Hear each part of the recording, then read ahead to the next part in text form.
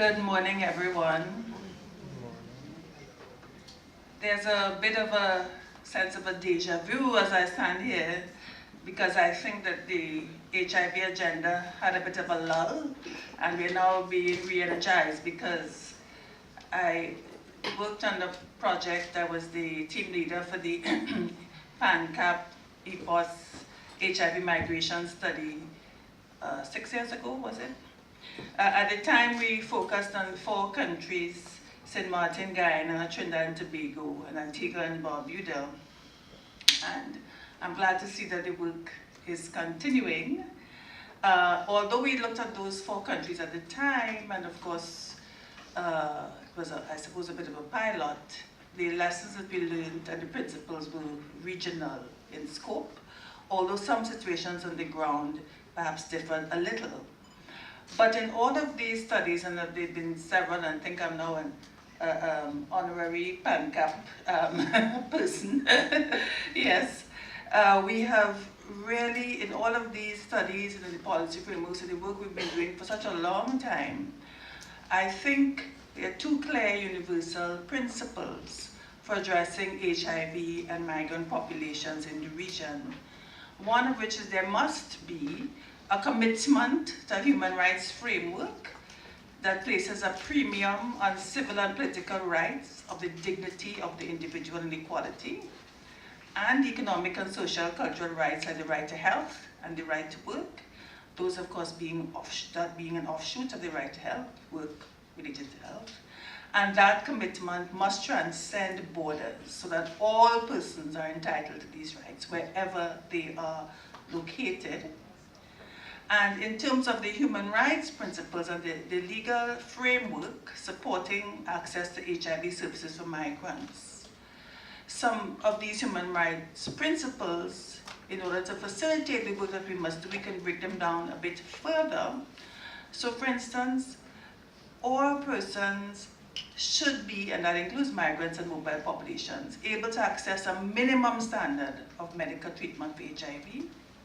And we can ground those notions in some internationally recognized human rights principles: the right to health as an economic, social, and cultural right, which in international human rights law we can derive from the broader civil and political right to life, because we still have some little difficulty thinking about the justiciability or enforceability of economic, social, and cultural rights. So while we recognize that states have a margin of appreciation or leeway in determining how to translate that into dollars and cents terms, at minimum, the state should do all in its power to ensure the health of those persons within its jurisdiction, especially where those persons can be placed at risks because of related health issues. And of course, the right to life and the protection of his or her life. And in recent times, international human rights law has recognized that that extends to protecting non-resident aliens, and aliens is of course a term that we use, and other non-citizens where their lives are threatened because of a lack of or hindered access to HIV treatment. And we've seen this in the asylum cases outside of the region, where persons on the basis of their HIV were able to seek successfully asylum. And of course this is broad enough to encompass migrants and mobile populations.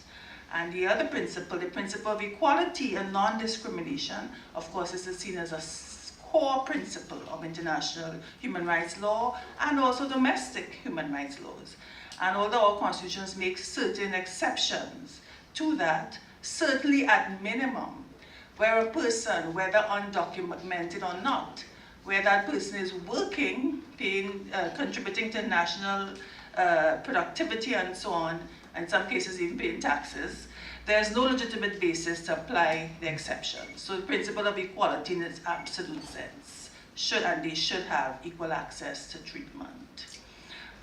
We can look at, in terms of the sources of these, the economic covenant and economic, social, and cultural rights, the International Convention on the Protection of the Rights of All Migrant Workers, the WHO Resolution on Health of Migrants, and the Political Declaration HIV/AIDS.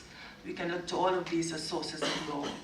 And the second arm, or rationale, so the human rights rationale, is one entrenched one. And the second one is the public health rationale, which I like to describe as the more pragmatic approach to this whole issue of how we're going to deal with migrants and mobile populations. And this is this pragmatic approach to right to health, that a non-discriminatory strategy for public health benefits the entire population. And we have to be able to persuade governments about this. So putting it simply, having undocumented persons or anybody in our communities without access to HIV testing and treatment endangers not just them, but all of us. So that's a pragmatic rationale. So thinking about the costs and so on, in terms of this broad non-discriminatory route to public health as an obstacle is in fact counterproductive.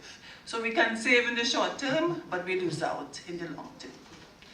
So in terms of what we have seen happening around the world, we already know the jurisprudential developments in the UK, the US, elsewhere, where persons from our region, the Caribbean, have actually been seeking refuge, political asylum, and so on because of their HIV status. Higgins cases, Colombia case, and so on. And from that, we know the basis, human rights violations, including the concept of inhumane treatment if you are denied treatment in terms of HIV, access to HIV, or if you're being persecuted because of your sexual orientation, and because of that, it's an obstacle to HIV treatment, testing, and many of you, all of you in this room, are well aware of that scenario. So access to HIV treatment is therefore today an important principle in human rights law. So not just broad rights to health, but HIV specifically. In the study, there were some important pathways that we identified. We learned that because of stigma and discrimination, there was a kind of a medical refugee system which had arisen, where persons were leaving their own countries in the region and going to a neighboring country to try to access treatment, HIV. This was a very interesting observation from that study, and it tells us something about stigma and discrimination. It makes it imperative not only to continue to fight discrimination, but to ensure that these pathways remain open. We also learned, again, I'm sure you're very familiar, and I don't want to spend too much time on the nitty-gritties because I'm sure I'm speaking to the informed and the converted, as is always the case, so it's your task to go and speak to the others. We also learned of enduring discriminatory attitudes and practices at our hospitals and our health facilities. And this still continues, quite interestingly. And the Family Planning Association of Trinidad and Tobago, and I see Donna here today, Martinez, our director, and I have the privilege to be president of that organization. We have been told time and time again, persons living with HIV tell us they prefer to go to the Family Planning Association for treatment because it's non-judgmental, they accept it because of their sexual orientation, whatever the case, but not so much the state sector. And of course, FPAD in fact treated a lot of migrants as well. We also learned that some countries have porous borders, say Guyana, for instance, and that poses particular challenges. When you have the gold and diamond miner sector booming, many migrants, also remote health facilities, and this is exacerbating these issues, huge numbers at the borders and a proliferation of sex work. We also confirmed that in all countries, every country in the region, harsh immigration policies and practices drive persons living with HIV underground. And that makes it much more difficult to treat because of inhibited access. Things like language barriers are also important.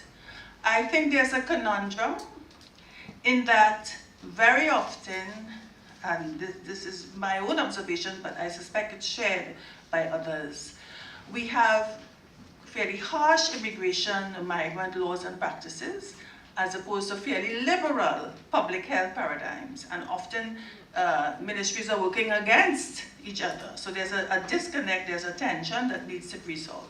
So ministries of national security, they tend to operate in isolation from ministries of health. So they're pushing different agendas, different philosophies.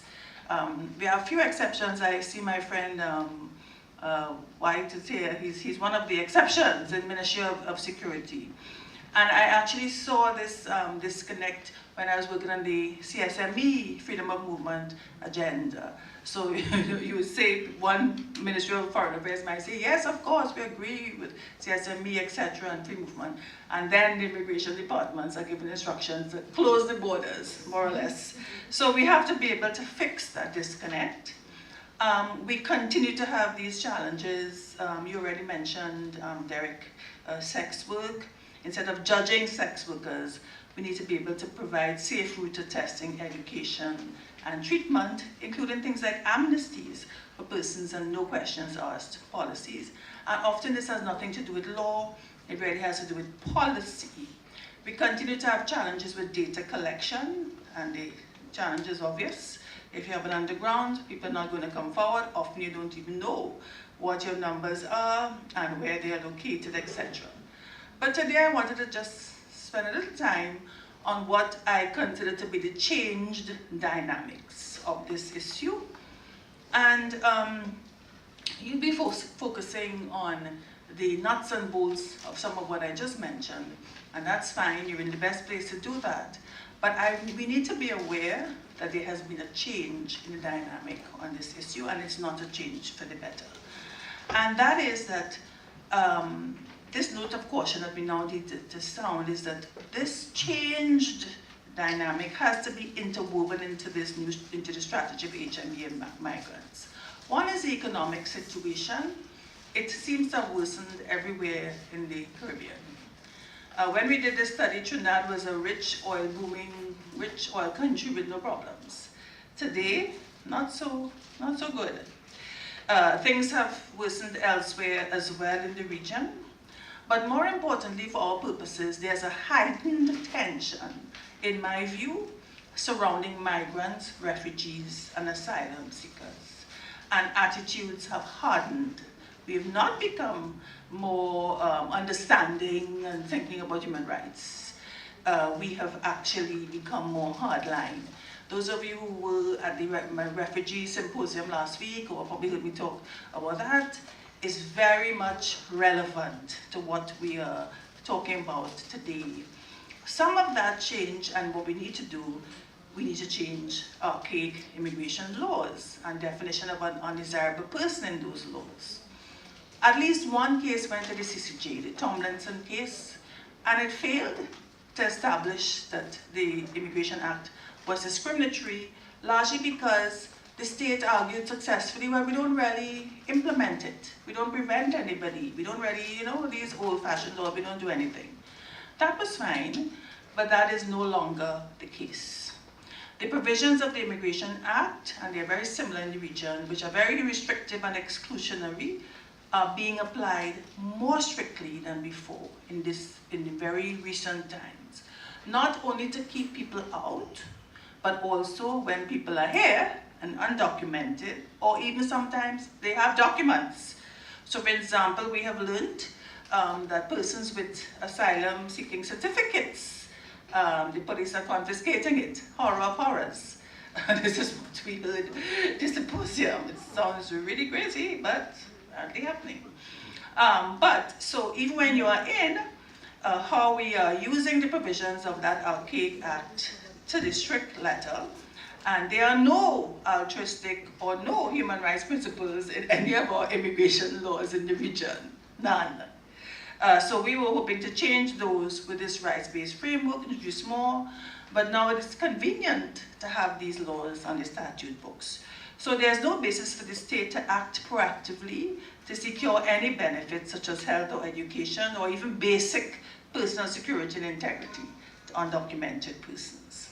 Part of the change dynamic, and I think this is really probably the most important point of it for me, is the increasing criminalization of migrants and refugees and refugee seekers. Today's impulse is to throw them all in jails or detain them in centers, which are just as bad or worse than our inadequate jails. 3 weeks ago, we had a restorative justice seminar, and the Assistant Prisoner Commissioners was there, and some convicted prisoners. They told us that the prisons in Trinidad and Tobago, the prison population, has increased threefold, including those on remand, because of detainees. So you grab them, whether they have a legitimate reason to be there or not, detain them, put them in the jail. Threefold, that's a huge number in the last few months. Migrants and refugees are also being denied access to their attorneys, right here and perhaps elsewhere. So we are criminalizing a generation of migrants and refugees with deep implications for HIV. And there's an increasing likelihood that you have to be, the people you need to